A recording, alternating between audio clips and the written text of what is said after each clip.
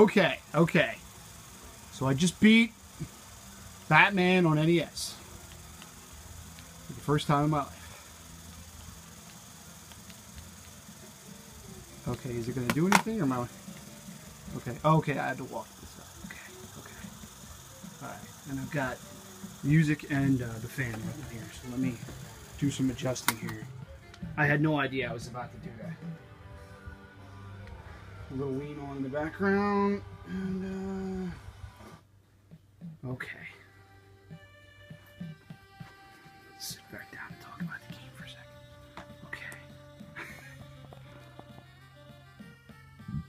Okay.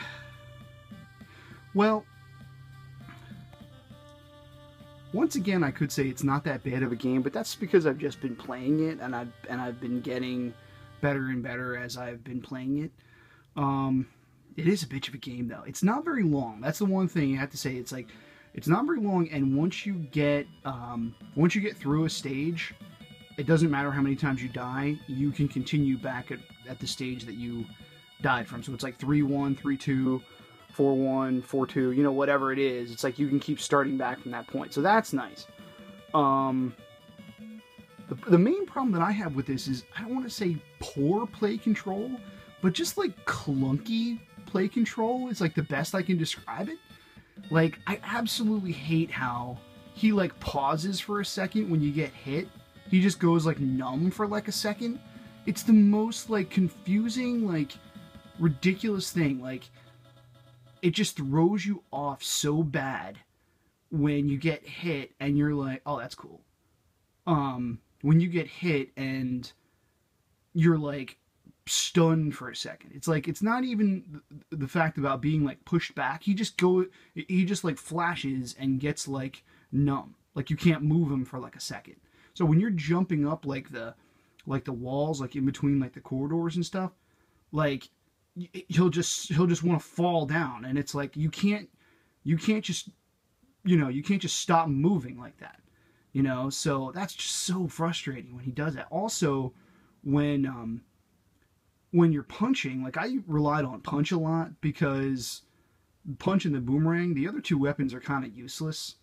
Once in a while, the thing that shoots off into like the three beams, like whatever that's supposed to be, in like the Batman, you know, lingo or whatever.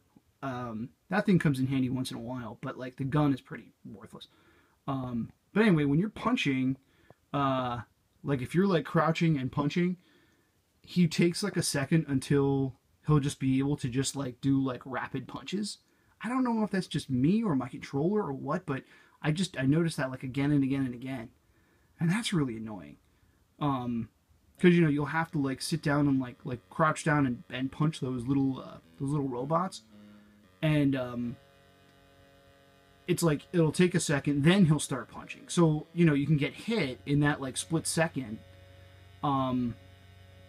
And yeah, just a frustrating game for the short amount of time that, you know, you have to go through it.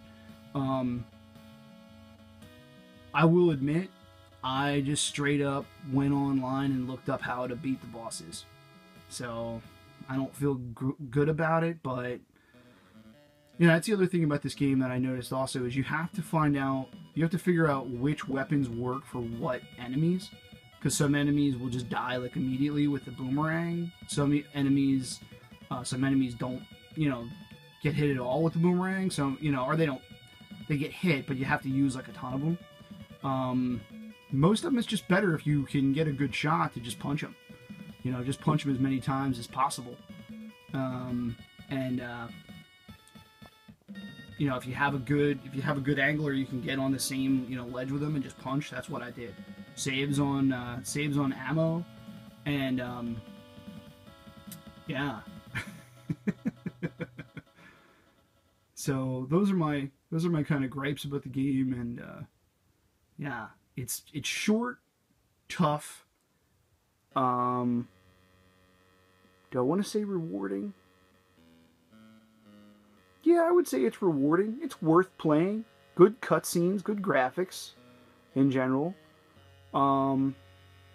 It's worth playing. It's worth playing. If you've never beaten it, I never had this as a kid, so I never really got too much time in on this one. My friend Jared had this one, and we used to play it at his house, but I don't think either one of us could really ever get that far.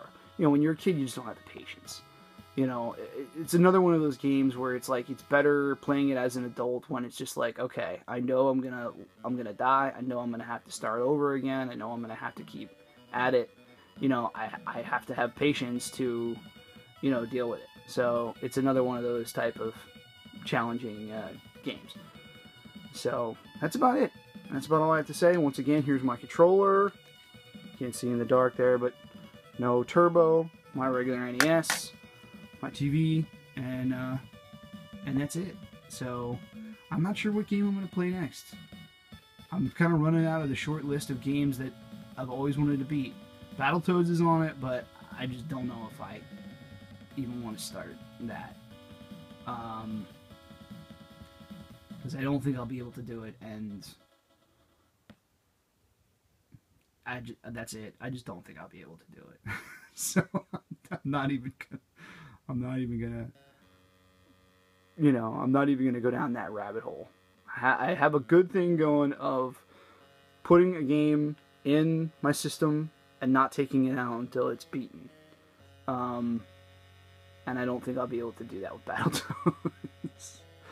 So I'm gonna come up with something else that I can go through, that I can say, okay, I want to do this and it's a reasonable challenge. So if you're watching this, hey, drop a comment. Do you like this game? Do you hate this game? Please subscribe to the channel, and yeah, anything that you want to see, anything you don't want to see, let me know. Thanks a lot.